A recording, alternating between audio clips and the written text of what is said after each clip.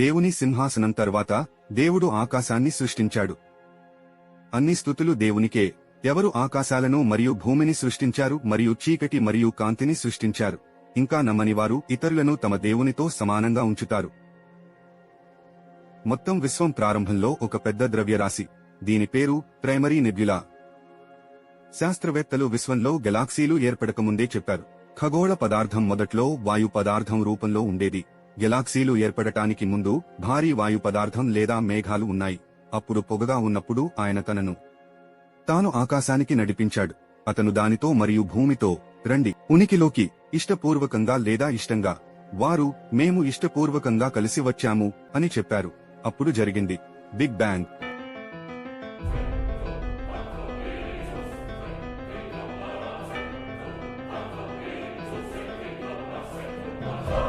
The expansion of the universe is accelerating. Do you believe in God? Me? Creator?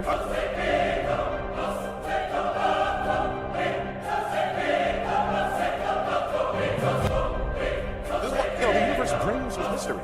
Just because you can't explain something doesn't mean you can explain it.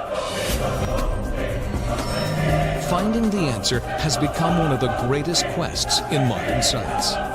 Just a few years ago, we were trying to measure how much the universe is slowing down over time. It makes sense, right? An explosion happened a long time ago, the Big Bang. Some believe that we're aliens. No se trata de momias, se trata de cuerpos que están íntegros, completos, que no han sido manipulados. No, the question is, you are not able to communicate with them, you are not able to talk to them, you are not able to. But you will. There's just no evidence. And this is why religions are faiths. I look for that in the universe and I don't find it. So I remain unconvinced. But if you've got some good evidence, bring it, bring it, bring it.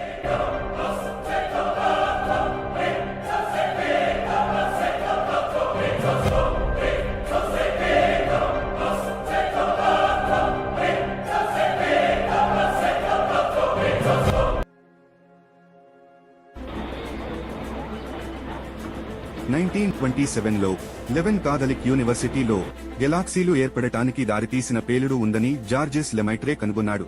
ఇవి తరువాత నక్షత్రాలుగా విభజించబడ్డాయి. గ్రహాలు, సూర్యుడు, చంద్రుడు మొదలైనవి. మరియు తరువాత దానికి పేరు పెట్టారు బిగ్ బ్యాంగ్. దేవుడు చెప్పాడు, అవిశ్వాసులు చూడలేదా, ఆకాశాలు మరియు భూమి సృష్టిలో ఒక యూనిట్గా కలిసిపోయాయి. ఆపై మేము వారిని వేరు చేశాము.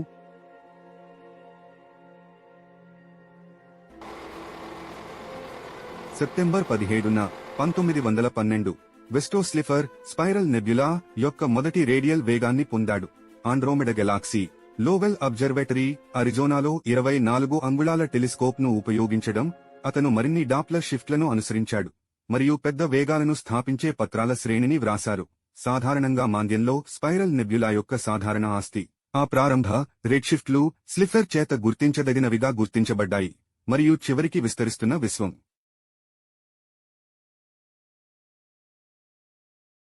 అని పిలవబడే దానిని కనుగొనడంలో కీలకం. 1915లో ఆల్బర్ట్ ఐన్స్టీన్ తన సాధారణ సాపేక్ష సిద్ధాంతాన్ని రూపొందించాడు. సాధారణ సాపేక్షత అనేది గురుత్వాకర్షణ ముఖ్యమైన పాత్ర పోషిస్తున్న సందర్భాల్లో వస్తువుల కదలికను వివరించే సిద్ధాంతం. సాధారణ సాపేక్షత విస్తరిస్తున్న విశ్వాన్ని అంచనా వేసినప్పటికీ ఐన్స్టీన్ విస్తరిస్తున్న విశ్వం యొక్క ఆలోచనకు చాలా నిరోధకతను కలిగి ఉన్నాడు. అతను ఒక గణిత కారకాన్ని పరిచయం చేశాడు. స్థిర విశ్వాన్ని పునరుద్ధరించడానికి అతని సమీకరణాలకు విశ్వోద్భవ కారకంగా పిలుస్తారు. 1917లో విల్లెం డి సిట్టర్ ఐన్స్టీన్ క్షేత్ర సమీకరణాలకు పరిష్కారాన్ని కనుగొన్నాడు. దాదాపు ఖాళీగా ఉన్న విశ్వం విస్తరిస్తుంది అని చూపించింది. తరువాత అతను మరియు ఐన్స్టీన్ అంతరిక్ష వక్రత లేకుండా విస్తరిస్తున్న విశ్వ పరిష్కారాన్ని కనుగొన్నారు. 1922 సంవత్సరం రష్యన్ మరియు సోవియట్ భౌతిక శాస్త్రవేత్త అలెగ్జాండర్ ఫ్రైడ్మాన్ విశ్వం విస్తరిస్తోంది అనే మార్గదర్శక సిద్ధాంతాన్ని రూపొందించారు. అతను ఫ్రైడ్మాన్ సమీకరణాలు అని పిలవబడే సమీకరణాల సమితిచే నిర్వహించబడుతుంది. బిగ్ బ్యాంగ్ థియరీ తర్వాత ఎడ్విన్ హబుల్ చివరకు ది ఎక్స్పాండింగ్ యూనివర్స్ ని కనుగొన్నాడు. 1929 సంవత్సరం హబుల్ విశ్వంలో మన స్థానాన్ని పూర్తిగా తిరిగి ఊహించాడు. ఇది మిలియన్ల కొద్దీ ఇతర గెలాక్సీలకు నిలయం మాత్రమే కాదు, కానీ విశ్వం కూడా విస్తరిస్తోంది. స్టాటిక్ విశ్వం గురించి గతంలో ఉన్న వీక్షణకు విరుద్ధంగా గెలాక్సీలు నిజానికి మన నుండి దూరం అవుతున్నాయని హబుల్ చివరికి నిరూపించాడు. వివిధ గెలాక్సీల నుండి వెలువడే కాంతిని అధ్యయనం చేయడం ద్వారా స్పెక్ట్రం యొక్క ఎరుపు చివరలో కాంతి స్థానభ్రంశం చెందిందని హబుల్ కనుగొన్నాడు. మన విశ్వం నిరాటంకంగా బయటికి విస్తరిస్తున్నట్లు స్పష్టమైంది, మరియు దానిలో ఉన్న అన్ని గెలాక్సీలు ఒకదానికొకటి దూరంగా కదులుతున్నాయి. ఈ దృగ్విషయాన్ని రెడ్ షిఫ్ట్ అని పిలుస్తారు. ఇప్పుడు హబుల్స్ లా అని పిలువబడే ప్రాథమిక పరిశీలన విస్తరిస్తున్న విశ్వం యొక్క ఆలోచన బిగ్ బ్యాంగ్ థియరీకి కీలకమైన ఆధారం. హబుల్ యొక్క పరిశీలనలు మన విశ్వం యొక్క మూలాలపై తొలి అంతర్దృష్టిని అందించాయి.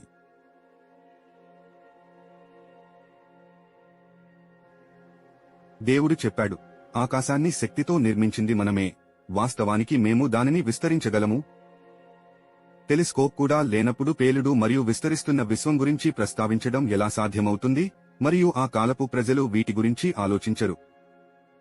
ఇది దేవుడు తరువాతి తరాలకు సందేశాలు మరియు సంకేతాలను ఎవరు పంపారు, మరియు నక్షత్రాల ద్రవ్యరాశిలో దాదాపు 70% ఉంది. మాధ్యమం ఒంటరి హైడ్రోజన్ అణువులను కలిగి ఉంటుంది, మిగిలిన చాలా భాగం హీలియం అణువులను కలిగి ఉంటుంది. దేవుడు చెప్పాడు, దేవుడు అదృశ్యమైన వాటిని ఎరిగినవాడు. ఆకాశంలో పరమాణువు బరువు అతని నుండి లేదు, లేదా భూమి లోపల లేదా దానికంటే చిన్నది లేదా అంతకంటే ఎక్కువ. అది స్పష్టమైన రిజిస్టర్లో ఉంది తప్ప. పరమాణువు కంటే చిన్నది ఉనికిలో ఉండటం సాధ్యమే అని కూడా దీని అర్థం, మరియు ఆధునిక శాస్త్రం ఇప్పుడు కనుగొనబడింది. మరియు అతను వాటిని 2 రోజుల్లో 7 ఆకాశాలుగా పూర్తి చేశాడు, మరియు ప్రతి ఆకాశంలో దాని ఆజ్ఞను ప్రేరేపించాడు. మరియు మేము సమీపంలోని ఆకాశాన్ని దీపాలతో మరియు రక్షణగా అలంకరించాము. అది ది ఎక్సల్టెడ్ ఇన్ మైట్ యొక్క సంకల్పం, ది నోయింగ్. అతను 7 స్కైస్ అన్నాడు. అది ఎక్కడ ముగుస్తుందో మాకు తెలియదు. మొత్తం కాస్మోస్ గురించి మనకు తెలిసిన లేదా కనుగొన్నది చాలా తక్కువ అని శాస్త్రవేత్తలు కూడా చెప్పారు. మరియు మనకు ముందే తెలుసు దేవుడు ఎక్కడ ఉన్నాడని, కుర్సీ మరియు వాటి ద్వారా విశ్వం ఎంత పెద్దది. ఆకాశాలు భూమికి ముందే సృష్టించబడ్డాయి, మరియు స్కైస్ పొగ నుండి 2 రోజుల్లో సృష్టించబడింది. పవిత్ర శ్లోకాలలో సమయం భూమి యొక్క సమయం కంటే భిన్నంగా ఉంటుంది. పవిత్ర శ్లోకాలలో ఒక రోజు మనిషికి 1000 సంవత్సరాలతో సమానం అని కొందరు అంటారు. కొందరు ఒక రోజు 50,000 సంవత్సరాలకు సమానం అంటారు. కొంతమంది అంటే పీరియడ్స్ అని అంటారు. మరియు ఇది అస్పష్టంగా ఉన్నందున ఇది అనూహ్యమైనది. వ్యవస్థీకృత ఖగోళ వ్యవస్థల వెలుపల ఉన్న స్థలం అంతకుముందు శూన్యతగా భావించబడింది.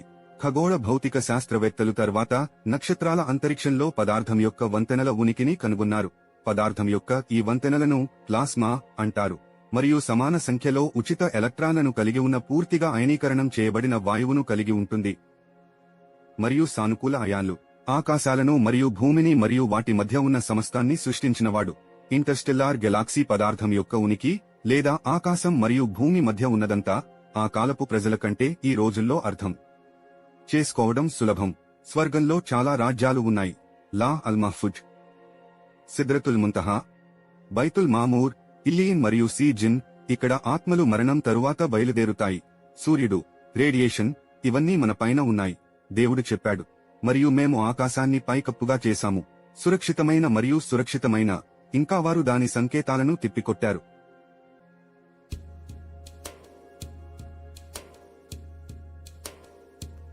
సంవత్సరం 1609 జర్మన్ శాస్త్రవేత్త జోహన్నెస్ కెప్లర్ చెప్పారు, సూర్యుని చుట్టూ దీర్ఘవృత్తాకార కక్షలలో గ్రహాలు కదలడమే కాదు, అవి తమ అక్షాలపై తిరుగుతాయి. దేవుడు చెప్పాడు, అతను రాత్రి మరియు పగలు సృష్టించాడు, మరియు సూర్యుడు మరియు చంద్రుడు అన్నిపాటు ఈత ప్రతిదాని గుండ్రని కోర్సు. నిజానికి సూర్యుడు సెకనుకు దాదాపు 150 మైళ్ల వేగంతో అంతరిక్షంలో ప్రయాణిస్తాడు, మరియు ఒక విప్లవాన్ని పూర్తి చేయడానికి సుమారు 200 మిలియన్ సంవత్సరాలు పడుతుంది. మన మిల్కీ వే గెలాక్సీ మధ్యలో. దేవుడు చెప్పాడు, చంద్రుడిని పట్టుకోవడానికి సూర్యుడికి అనుమతి లేదు, లేదా రాత్రి పగటిని అధిగమించదు. ప్రతి దాని వెంట ఈదుతుంది దాని స్వంత కక్ష్య. మరియు దేవుడు భూమిని సృష్టించాడు. స్కైస్ నిర్మించడానికి 2 రోజులు పట్టింది, మరియు భూమి 6 రోజులు పడుతుంది, మరియు ఈ విధంగా భూమి మరియు చంద్రుడు ఏర్పడ్డాయి.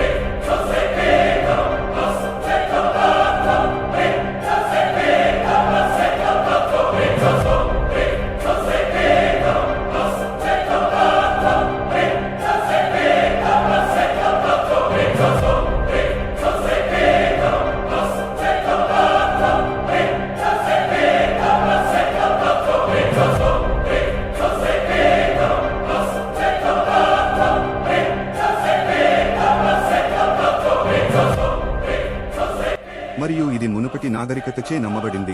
చంద్రుడు తన స్వంత కాంతిని వెలువరిస్తాడు. కానీ శాస్త్రం ఇప్పుడు చంద్రుని కాంతి ప్రతిబింబించే కాంతి అని చెబుతుంది. దేవుడు చెప్పాడు, ఆకాశంలో నక్షత్రరాశులను చేసినవాడు ధన్యుడు, మరియు అందులో ఒక దీపం మరియు వెలుతురు ఇచ్చే చంద్రుడిని ఉంచారు. దేవుడు 7 ఆకాశాలను పొరలుగా ఎలా సృష్టించాడో మీరు ఆలోచించలేదా? మరియు దానిలో చంద్రుడిని ప్రతిబింబించే కాంతిగా చేసింది. మరియు సూర్యుడిని మండే దీపంగా చేశారా? సూర్యుడిని ప్రకాశించే వెలుగుగా చేసింది ఆయనే. మరియు చంద్రుడు ఒక ఉత్పన్నమైన కాంతి, మరియు దాని దశలు నిర్ణయించబడతాయి. మీరు సంవత్సరాల సంఖ్య మరియు సమయం యొక్క ఖాతా తెలుసుకోవచ్చు. దేవుడు దీనిని సత్యంగా తప్ప సృష్టించలేదు. అతను తెలిసిన వ్యక్తుల కోసం సంకేతాలను వివరించాడు. భూమి చదునుగా ఉందని ప్రజలు నమ్మేవారు. 350 BC మన గ్రహం గుండ్రని గోళం అనే వాస్తవాన్ని గుర్తించిన వారిలో అరిస్టాటిల్ కూడా మొదటివాడు. అతను చంద్రగ్రహణాలను గమనించాడు, మరియు ఒక గుండ్రని గోళం మాత్రమే వృత్తాకార నీడను సూచించగలదని గమనించాడు. అప్పుడు సుమారు 240 BC ఎరాటోస్తనీస్ దానిని కనుగొన్నాడు. భూమి గోళాకారంగా ఉందని అతని ఆవిష్కరణ ఆధునిక ఖగోళ శాస్త్రం మరియు భౌగోళిక శాస్త్రానికి పునాది వేయడానికి సహాయపడింది. అప్పుడు ఖురాన్ భూమి సరిగ్గా గుండ్రంగా లేదని, అండాకారంలో ఉందని వెల్లడిస్తుంది. దేవుడు చెప్పాడు, మరియు భూమి, అంతేకాకుండా అతను గుడ్డు ఆకారంలో చేశాడు. సంవత్సరం 1514 ఫెర్డినాండ్ మాగెల్లాన్ మరియు జువాన్ సెబాస్టియన్ ఎల్కానో యొక్క ప్రదక్షిణ ద్వారా భూమి యొక్క గోళాకారత యొక్క ఆచరణాత్మక ప్రదర్శన సాధించబడింది. అప్పుడు 1597 ఫ్రాన్సిస్ డ్రేక్ భూమి చుట్టూ తిరిగినప్పుడు అది గోళాకారంగా ఉందని నిరూపించిన మొదటి వ్యక్తి. మరియు 1697 ఐజాక్ న్యూటన్ భూమి ఒక పరిపూర్ణ గోళం కాదని వాదించాడు. ఐజాక్ న్యూటన్ మొదట భూమి సంపూర్ణంగా గుండ్రంగా లేదని ప్రతిపాదించాడు. బదులుగా అతను అది ఓబ్లేట్ స్పిరోయిడ్ అని సూచించాడు. నాసా 2017లో చెప్పింది, మన గ్రహం ఒక గోళం అయినప్పటికీ అది పరిపూర్ణ గోళం కాదు. Our American way of life, isn't it grand? Peace, freedom, and సంవత్సరం 1960 Frank Drake search of extra terrestrial intelligence లో మొదటి సేటి ప్రయోగాన్ని చేశాడు. మరియు ఇప్పుడు ప్రజలు తెలియని జీవుల శిలాజాలను కనుగొన్నారు. మరియు అనేక ప్రదేశాలలో యూఎఫ్ఓ క్లెయిమ్ చేస్తున్న వ్యక్తులు, మరియు అతని సంకేతాలలో ఆకాశం మరియు భూమి యొక్క సృష్టి ఉంది. మరియు అతను వాటి ద్వారా జీవుల ద్వారా చెదరగొట్టాడు. మరియు అతను కోరుకున్నప్పుడు వాటిని సేకరించడం కోసం సమర్థుడు. భూమి కంటే ఇతర జీవులు ఉన్నాయి. మనకు ఇంకా తెలియని చాలా జీవులు ఉన్నాయి. మేము ఇంకా కలవలేదు, దేవుడు చెప్పాడు. మరియు అతను గుర్రాలను సృష్టించాడు. మీరు స్వారీ చేయడానికి గాడిదలు మరియు అలంకరించబడినట్లుగా, మరియు ఇంకా మీకు తెలియని వాటిని కూడా ఆయన సృష్టిస్తాడు. బహుశా ఆకాశంలో మరియు భూమిలో వాటి గురించి మనకు తెలియని కొన్ని జీవులు ఉన్నాయి, లేదా మేము వారి ఉనికిని తిరస్కరించము. స్టీఫెన్ హాకింగ్ వంటి శాస్త్రవేత్తలు విశ్వసించారు భూమి కంటే ఇతర జీవితాలు ఉన్నాయని. విశ్వంలో ఎక్కడో ఒక చోట గ్రహాంతరవాసులు నిజమని అతను స్పష్టంగా నమ్మాడు. కనుక్కోవడం కష్టం కానీ సాధ్యమేనా?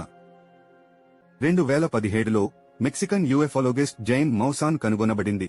నాజ్కా లైన్స్ వద్ద తెలియని జీవుల 2 మమ్మీ శరీరాలు.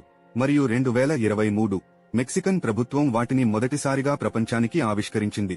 వారు 1000 సంవత్సరాల కంటే ఎక్కువ వయస్సు ఉన్నారని చెప్పారు. ఖురాన్ మనం చూసిన అతిపెద్ద అద్భుతం. కాబట్టి మీరు దేవుని ఉనికిని ఎలా తిరస్కరించగలరు? మరియు అతని సందేశాలు.